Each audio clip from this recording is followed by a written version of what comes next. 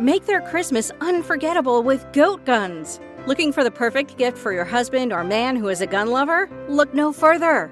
Goat guns are the greatest gift of all time miniature gun models. They are the perfect blend of quality and detail.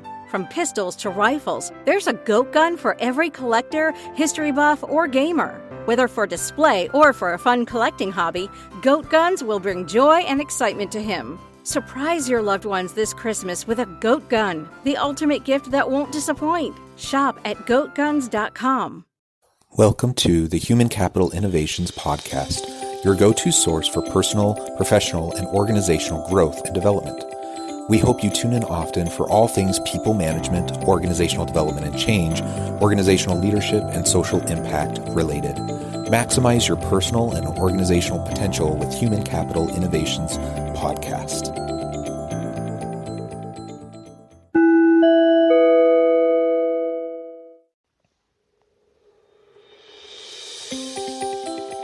Welcome to the Human Capital Innovations Podcast.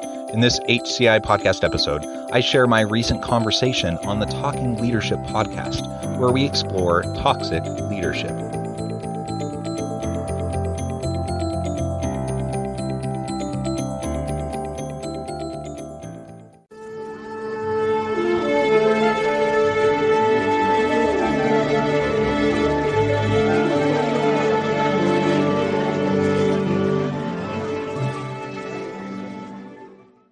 G'day and welcome back to Talking Leadership. This is Perez. Thank you for joining me on the Series 2 of our podcast, and this series is particularly focused on toxic leadership. So by way of introduction, my guest today wears multiple hats. He is an award-winning author. He is an expert in HR innovation and the future of work and is a thought leader in that regard. He is also a professor of organizational leadership and is an academic director at the Center for Social Impact. So welcome to the podcast, Dr. Jonathan Westover. How are you, Jonathan? I'm well. Thank you so much for the invitation. I'm excited to have the opportunity to talk with you today. Thank you for joining us. Look, you wear a lot of different hats here, so this is going to be a particularly interesting conversation for me in that this topic area is not one that I claim expertise in, but I have had a run-in with a toxic leader, and when we went out and notified those that are following the podcast and the world that we were going to do this, the level of interest that came back was particularly telling. So I'm very much looking forward to your views on this, Jonathan. So let's get started where we need to by defining the topic. So from your travels, your expertise,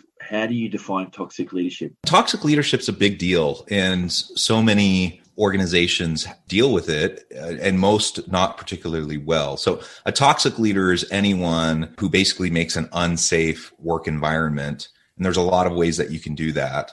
It can be physically unsafe, but it can also be emotionally and psychologically unsafe. So if I work in an environment where I have a jerk boss who's yelling, who's fostering discord amongst the team, who is coming after me, or at least I feel like he or she is coming after me, that starts to get into the realm of toxic leadership. Certainly it gets into the realm of a jerk boss, or as some research talks about, the total cost of assholes, the asshole boss. And so, sorry for the language, but there's research on this, and it actually quantifies the cost to organizations for having bosses like that basically in and of themselves, they are able to completely undermine the effectiveness and the collaboration and the innovation of their teams just by the way they are, the way they interact with their people.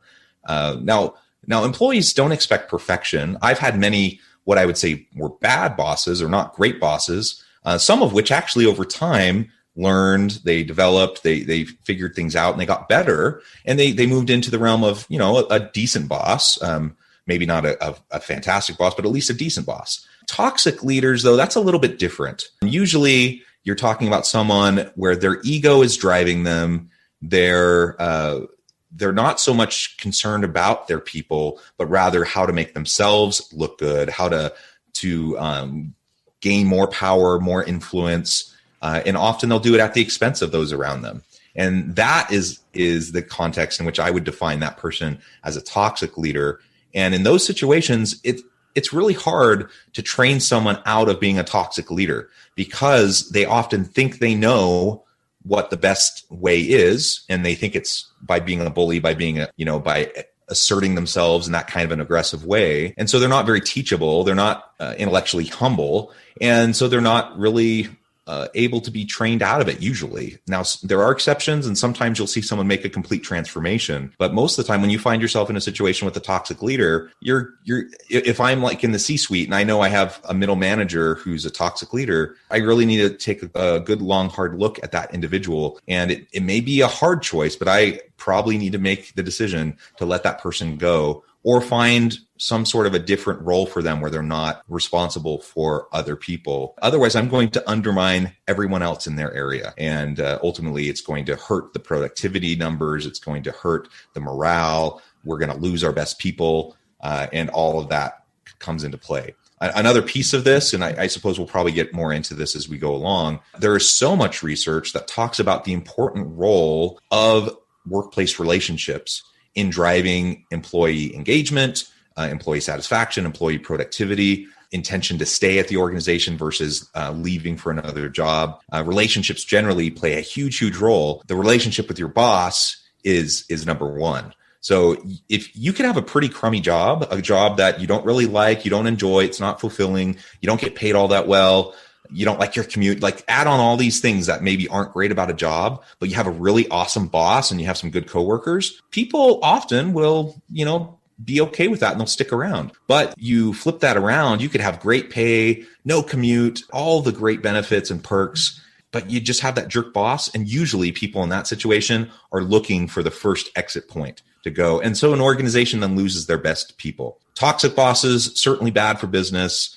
Jerk bosses, asshole bosses, we want to avoid those whenever possible. And I think for anyone listening, whether you're in a leadership role, worrying about others below you who might be in leadership roles, you want to be very thoughtful about this. But also each of us individually, we need to think about, like, what things do I do in my behavior, in my interactions with my people that might, maybe I'm not like a complete toxic boss, but maybe there are things I'm doing that I shouldn't be doing, or little things that I could change to help people feel more valued, to feel more invested in, for them to feel more empowered, and to feel like they have a good connection with me as their boss, someone that they have a genuine and authentic relationship with. And that's certainly what I would hope for any team that I lead. I appreciate that definition. And when you said it's not an easy definition, I guess, and it is multi-layered. I'm intrigued with this notion of the arsehole boss. And I think everyone has met this person in their travels. But yeah, I think some, maybe not all, can relate to having jobs where the pay wasn't great and some of the conditions weren't great. But if the people you work with were good and made you feel like part of the team, and you had an exceptional boss or someone that gave a crap about you in the workplace, you tend to stay. And then in the future, you might look for something else, but it won't be because of the leader. Are there any markers you would say definitively define the toxic leader? So are they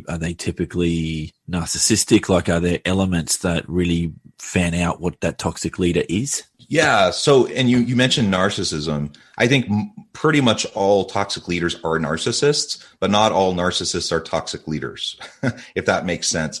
And it's interesting. There's been studies on narcissism in corporate leadership, and it's estimated that upwards of 20% of C-suite executives and CEOs are clinical narcissists, but many are they're aware enough to understand and self-monitor and understand how they can utilize others around them in a way that will help them be successful. So even though they're narcissists, they know that if they want their business to succeed and they want to go to the next level, they can only do that if they, are good to their people. And so they actually end up behaving in pretty decent ways.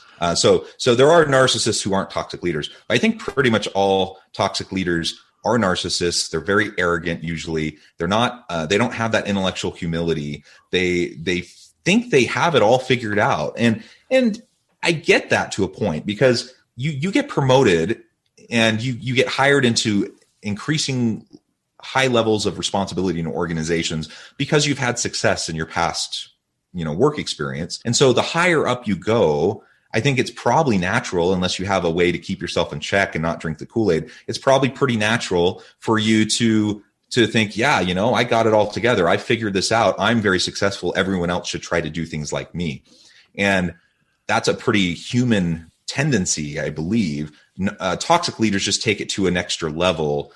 where they kind of take that pride and they just really think that they have it all figured out. And so they become abusive. They become psychologically, emotionally abusive to people. They become bullies. And, I've been around toxic leaders that were full on, like I never saw them hit anybody, like strike them with their fist, but yelling at them, like in their face, yelling at them, almost like spit almost coming out of their mouth, like just harsh individuals. That surely is a sign that someone is not right. Like they should not be in that kind of a role. They're too aggressive. They're going to harm the people around them. But there are more subtle toxic leaders, and some people are very passive aggressive, for example. Now, passive aggressiveness can be very toxic. You might say all the right things. You might smile at someone. You might pat them on the back, all while you're stabbing them with your other hand, right? And so that also can be very toxic. And ultimately, it comes down to trust. Do you foster an environment where people trust in you as someone they are willing to follow, someone they can be committed and loyal to and put their time and effort into your, how you create a shared vision for the team? If you can develop that kind of a trust, even if you're more aggressive, even if you're narcissistic, even if you happen to like yell and swear at people, but they know that you're genuine, you're authentic, you actually do care about them, you're just kind of a passionate person, then you can still accomplish great things. And I wouldn't say that that's necessarily toxic. It's certainly a different style than I would have, but it's probably not toxic. But when that trust isn't there, whether it's because of overly aggressive behavior or it's because it's passive aggressive behavior where you have a psychologically unsafe environment, that is real trouble. At that point, people aren't looking out for the team. They're not looking out for how to make the organization succeed. They're looking out for, number one, it's self-preservation at that point. Right. And when I get to the self-preservation mode in my work, I'm going to be doing the bare minimum, not making any waves, trying to stay below the radar, all while probably looking for other work while I'm at work. So ultimately, if you see someone who's overtly aggressive, be careful. If you find people that are consistently very passive aggressive, be careful with that as well. And ultimately strive for openness, transparency, authenticity, and building trust amongst teams. That's what's going to drive success within organizations. And anything other than that ultimately is going to create, certainly it can create unhealthy environments and work dynamics, but at a minimum, it's going to make you not productive. It's going to make your team not meet and fulfill their potential. One of the things I have to say here is that unfortunately, when you're looking for jobs, you are often not interviewed by the person that's going to ultimately be your boss. So you can only find that out once you're in the job, which is part and parcel of the recruitment process, unfortunately. I've interviewed a lot of entrepreneurs versus leaders that aren't in the entrepreneurial space. Do you find potentially more toxic leadership in the entrepreneurial space or in the CEOs and leaders of organizations where you're working for someone as opposed to building your own business? It's a really good question. And I can't tell you for sure from a research perspective, because I've never specifically looked at that question in the literature. I don't know if other researchers have as well. My own experience in working with organizations as a consultant and in doing, employee engagement research and those sorts of things across organizations of different sizes, including entrepreneurs, my instinct is that it really can happen anywhere, that you can have toxic leaders from the CEO all the way down to like the lowest level supervisor that supervises like two people who just get a little bit too caught up in themselves, a little bit too caught up with the power. Now, entrepreneurs, that's a unique thing because they have a drive, they have a passion, and they need that drive and that passion in order to find success with their venture, with their endeavor. The vast majority of entrepreneurs don't really have any sort of a background, expertise, or experience in leadership per se, or in people management issues. And so it's very easy for them to inadvertently find themselves perpetuating really bad habits. They tend to lead the way they've been led. And so if they were led in a way that was not particularly healthy, they just replicate what they experience, and they think that's what leadership is. And so then they just do it again, and they perpetuate it onto the next generation, to their people, to their employees. And so I believe there are many novice and inexperienced leaders at all levels who find themselves in a leadership role without a lot of expertise or experience. And because they're just they don't know what to do, so they're just trying to replicate what they saw other people do, that they inadvertently have toxic behaviors, even though they in of themselves aren't necessarily toxic people. Does that make sense? So over time, they can learn how to get past those behaviors and to have shifts. And that's where the real potential is for training and development of people, who may not have the raw leadership capacities or capabilities. They can learn some of those things and they can unlearn some of those negative behaviors. But ultimately, I really do think toxic leaders can come in all sizes, shapes, and forms at all different types of organizations, different levels. And because entrepreneurs often just don't have that background or that training, that expertise, even if they are actually just really great people, they could still perpetuate some really toxic tendencies. That's an interesting distinction. And from my perspective, I'm interested as a very, very early career researcher if there are any differences between entrepreneurs and leaders that are working for organizations, be they for profit or not for profit, and what you've just brought up there, that you can get toxic leadership at any level in the organization, is well worth noting. I guess the addition to that is you've almost defined something there, the accidental toxic leader, where if you're demonstrating toxic behaviors, that can, in some senses, lead to bad things. But if you haven't been trained in formal leadership, then like you said, I like getting into bad habits. If you can train someone out of that to identify those things, and you can avoid the bullets that come with toxic leadership. Yeah, that makes a lot of sense to me. It does go the other way too. I just don't think that's as common because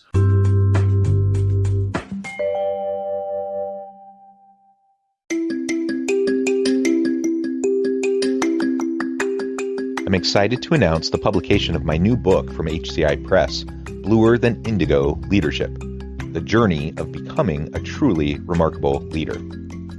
Early in my adult life, I learned about an Asian proverb that translates as bluer than indigo.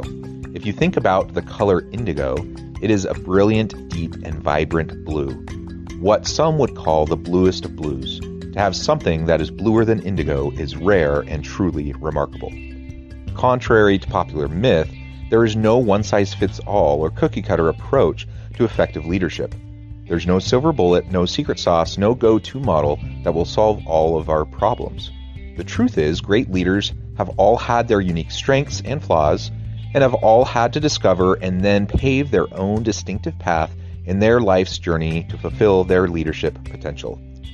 Bluer Than Indigo Leadership will help you discover your own path and explore those ordinary, everyday actions that will help you respond to an uncertain future and produce extraordinary results for individuals, teams, and organizations.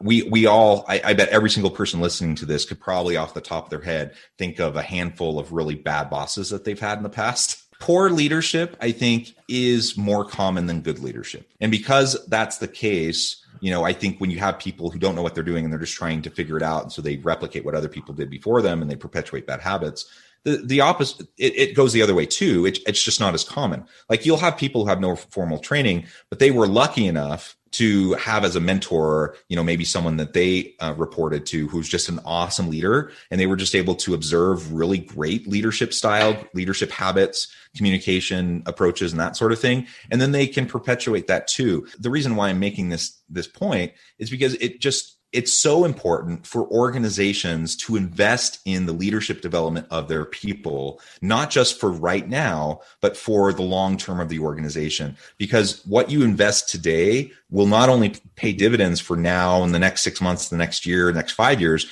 but literally you could have generations of different rounds of leaders where people are promoted from within the company and they find themselves in new roles. You could have literally decades and generations of good or bad leadership that comes from what you're choosing to do today in terms of your leadership development programs. It's funny with a toxic or bad leader, but let's go even with toxic leaders, that these are the people that often provide templates for how to be a better leader. So if you want to be a better leader, you think back to the things that were not appreciated when you were on the come up, then you can actually not replicate those behaviors yourself. And I'm a believer that I've learned a lot more from the bad leaders that I've met in my travels than the good ones, because you remember those that have done you a wrong at some point, but not necessarily all those good leaders that you've met that have done right by you. And I think what stands out with a good leader is you remember that personal interaction. What you remember with a bad leader is how they've potentially denigrated your work and sort of attack you on that level, at least. And this is only my perspective on things, which segues nicely into the next topic area, Jonathan, about the psychological impacts of toxic leaders on employees. What are they in your estimation, and are they significant or not significant? Well, I think they can definitely be very significant. Toxic leadership is often synonymous with bullying behaviors in the workplace. So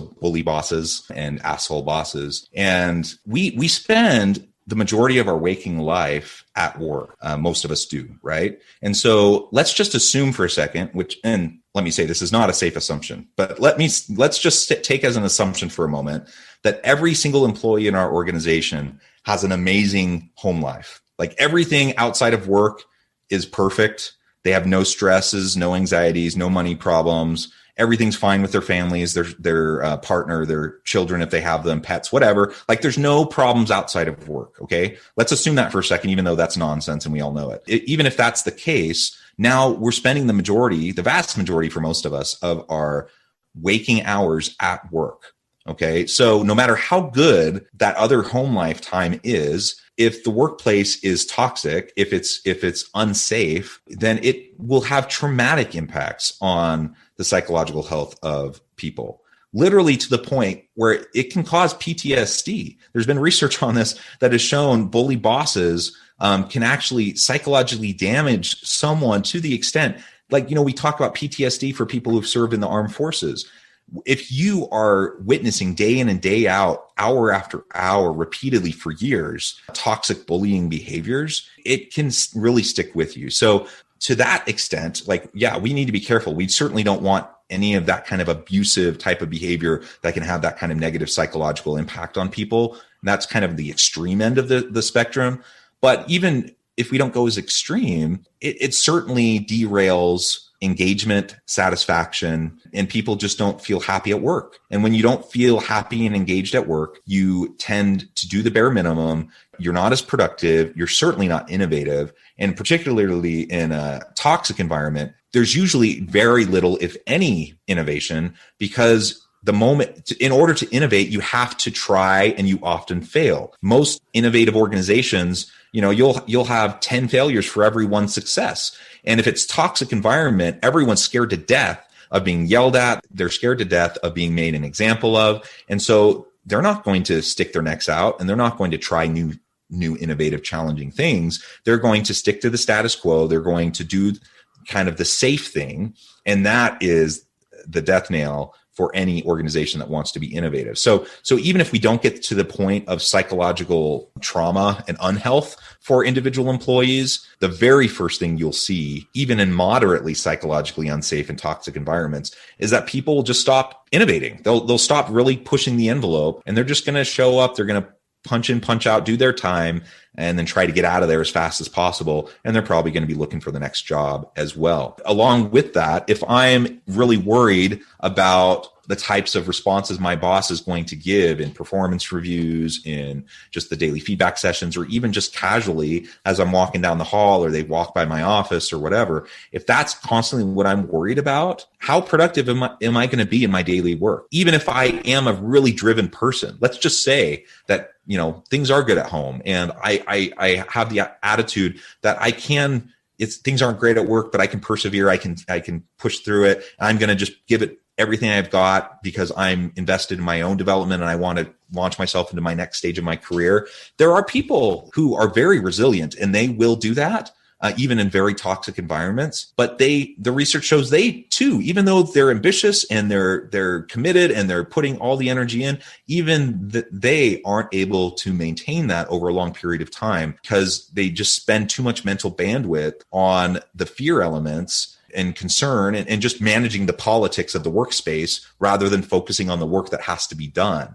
So if we're expending 50% of all of our energy to inner office politics and worrying about your jerk boss, of course you're not going to be as innovative. Of course you're not going to be as productive. And you still may be quite a productive person, but the opportunity cost of the lost productivity, of the lost innovation is also what really hurts the organization. What's the worst psychological impact outside of PTSD? And I'm not saying that that's not an impact. In fact, I was quite taken aback when you said you can end up with post-traumatic stress disorder from being in a workplace. I mean, that, there's no equivalent to a battlefield, but I guess seeing consistent bad behavior over a certain amount of time could lead to that. Is that the worst kind of psychological impact for someone that is dealing with a toxic leader and or workplace? I suppose the worst impact would be suicidality or, the term going postal, right? So now there's often other underlying mental health challenges for individuals, who end up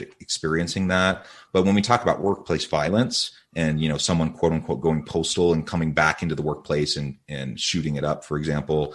Now you're in Brisbane, right? Yes, I am. I'm not aware of Australian gun laws. Most of the world has reasonable gun laws, unlike the US. People show up to the workplace with guns and they shoot everyone up, which is a horrible thought, right? When you say, and I think I've got this right, when you say going postal, was that because of an incident that happened with a postal worker that went into his workplace and shot the place up because he was just either mentally unstable or had been the recipient of abuse at work? Is that the background to that term? Because I've heard it a lot before, only because I watched too much TV. But for those listening that don't know, could you explain a little bit what going postal means? Yeah, the phrase comes from an original incident that happened, oh my goodness, years ago, decades ago. But yeah, there was an individual who worked at a US-based post office who, obviously had some underlying mental health issues, but also had been treated poorly at work and finally just snapped. And so they go in and they shoot everyone up. And so the term going postal was established then, but it's certainly since then. I mean, unfortunately, it's tragic, but in the US, it's rare that you even go a week without hearing about some major public shooting somewhere. It's horrible. And so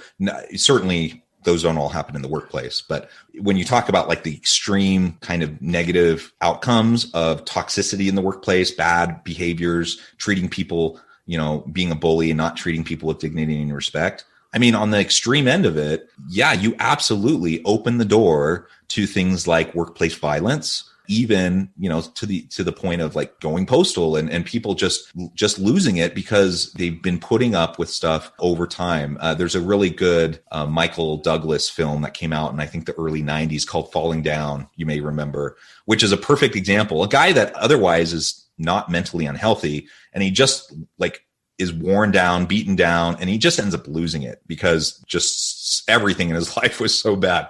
So certainly we don't want to get anyone to that point. And certainly we don't want suicidal thoughts or someone, feeling like they're so hopeless. Things are so bad at work and their boss and their career prospects are so bad that they end up taking their own life. That, we want to avoid any of that kind of stuff, but even not getting anywhere close to that extreme, the nagging day-to-day kind of persistent impact of that kind of an environment is very negative. And certainly, I mean, anyone listening, I'm sure you can think about that past work experiences, work environments that were pretty positive, and you can think of those that were pretty negative. And the ones that were pretty negative, even if we don't say they're necessarily toxic, not to that level, but they're still pretty negative. I mean, just remember how you felt. Remember how motivated you were to get out of bed in the morning and to go to work, how just drained you were at work, and how just sapped of meaning and purpose you were in your life because of how bad work was.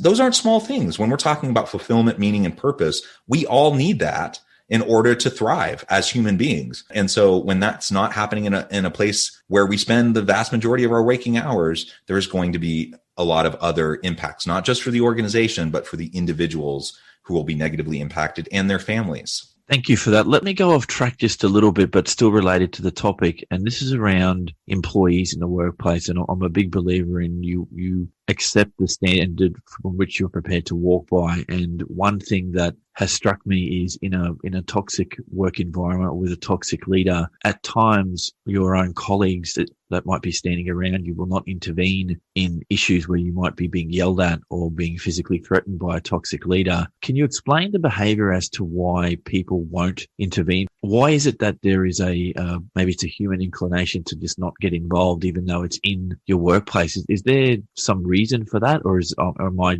seeing something that's not there? No, you're absolutely right. And it's actually much more common for people to not intervene. So there's a couple of different things going on from a psychological and sociological standpoint. So one is called the bystander effect, that well-meaning good individuals who might otherwise be inclined to intervene, when they're in a place where there's lots of people around and everyone's observing this negative thing happening, our tendency as humans is to look around and we're like, oh, well, isn't really my deal. Someone else will deal with it, right? Or there's 3 other people in the office observing this thing, so they'll report it to HR, or they'll confront the boss, or whatever. So the bystander effect, it effectively reduces the amount of intervention that we tend to see. And there's lots of studies about this in all sorts of different contexts, not just in the workplace, but it certainly happens in the workplace as well. I think the other factor here is just our personal, self-preservation and survival in the workplace. And if we're in a toxic environment or bullying environment and there's not psychological safety, the natural byproduct of that is that most people will feel very hesitant to speak up when they observe a problem, an abuse or whatever. Because what's going to happen if you observe somebody else being abused, and then I speak up about it, what's most likely going to happen to me as I do that? I'm also going to be abused. I'm going to be retaliated against. I may be fired, or certainly I could end up having to deal with a bunch of fallout from trying to intervene. And so a lot of, otherwise good people will just completely ignore and try to look the other way because it's self-preservation. They don't want to confront it because they know that could potentially hurt them. I've seen that over and over and over again in organizations, not judging the individuals, like otherwise amazing people that I would say they're awesome individuals. They're very moral, ethical people, yet they don't act. Why don't they act?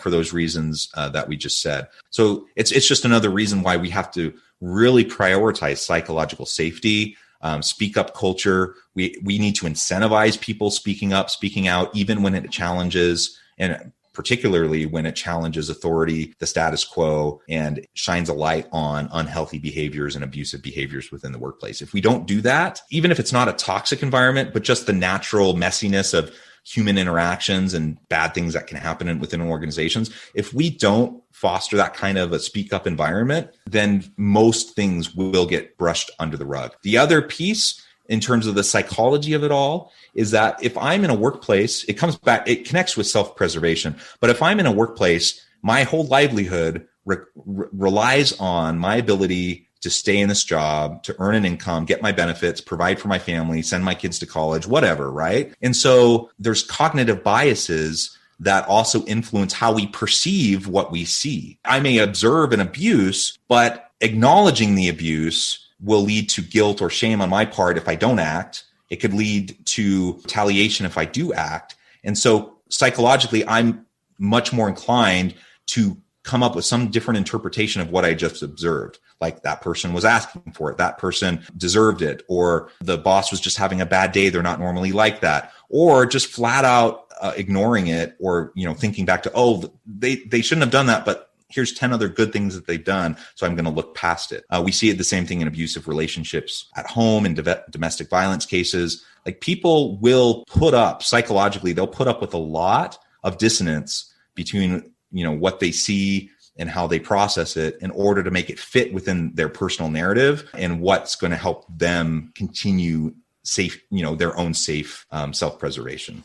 Is there any evidence or any experiences that you've witnessed that over time, as a person gets older or they get more experienced in a role, that they're more prepared to be the person that speaks up, or does age and experience really doesn't matter? It's a good question. I'm not sure that age and experience necessarily matters, but if you are more experienced within the organization, if you've been around longer, there's a potential that you've built up more social and political capital within the organization, right? You've been around the block, you know the relationships, you built relationships with people around the organization. And because of that, you very well might be more willing, say, than the average person or the person who just got hired a month ago, to actually speak up, to challenge something that you see as unjust or inequitable within the workplace. So like, I'm a professor in academia, you go through different stages, right? And once you get tenure, that gives you a certain level of safety that you can feel like, and that's kind of the point of tenure, right? Is that it can provide more safety so that you can speak up about things that you want. And you're not self-censoring as much. You can pursue the research you want. You can pursue the academic leadership that you want, those sorts of things without so much concern, right? And so because that mechanism of tenure is there, it makes people a little bit more likely to speak up once they've achieved tenure. I recently achieved full professor. So in the US system, you're hired as an assistant professor. When you get tenure, you become an associate professor. And then essentially you do it again over another 6 years. And if you get to the point where you're then promoted to full professor, at that point, there's not a whole lot of people who get to that point. And so I've achieved that stature. I have reputation across campus. I'm someone that people see as a person of integrity that they can trust. I have a lot of political and social capital on campus that, the average person may not have.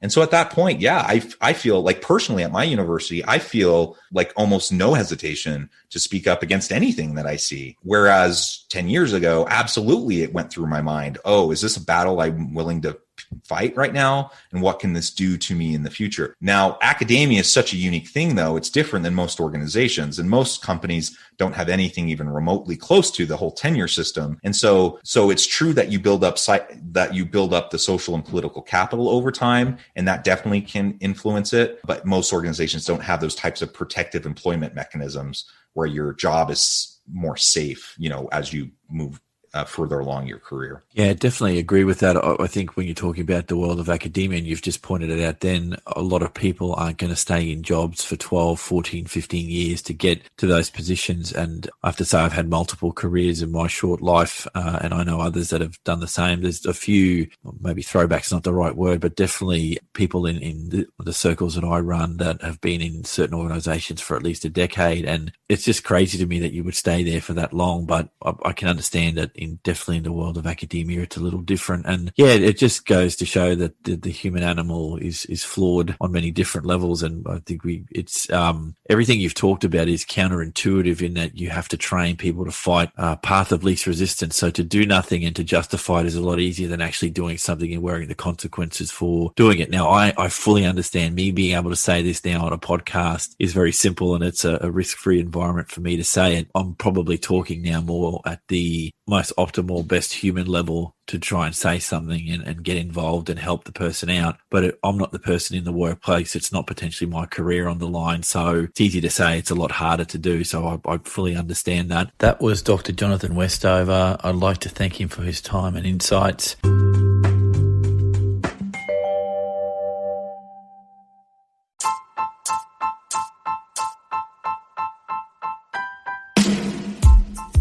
The alchemy of truly remarkable leadership. Ordinary, everyday actions that produce extraordinary results. Consider how the nature of work has shifted over the past 50 years. With increased globalization, rapid technological advancement, and the shift in economic composition, the average job of today looks very different than the average job of 50 years ago. What will the jobs and organizations of tomorrow look like? Moreover, what does this all mean for organizational leaders? What are the core competencies and capabilities of organizations and their leadership that are prepared for continued disruption and geopolitical and socioeconomic shifts? Regardless of what the future holds, increasingly, leaders need to be socially minded, data-driven, decisive, champions of talent, and disruptors of the traditional notions of leadership, teams, organizations, and work. The alchemy of truly remarkable leadership will help you to explore your own leadership competencies and capabilities and consider ways to apply and implement them into your workplace and personal life.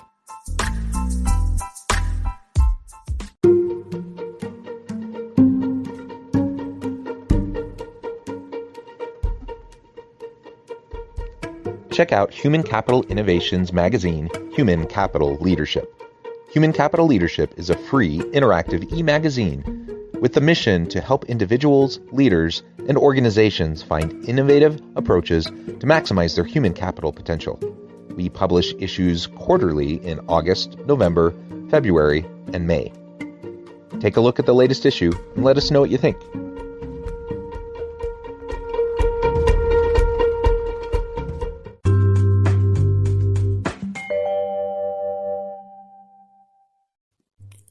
Thanks again for joining us for this episode of the Human Capital Innovations Podcast. I hope you stay healthy and safe and that you have a great week.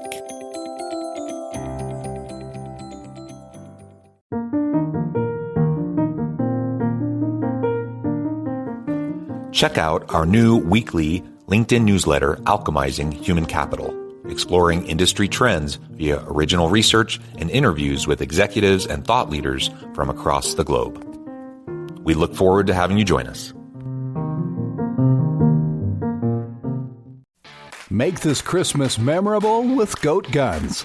Get the coolest miniature gun models for your collection. From historical classics to modern weapons, we have something for every firearm and hobby enthusiast. Surprise your loved ones with the gift of Goat Guns, the perfect blend of quality and detail.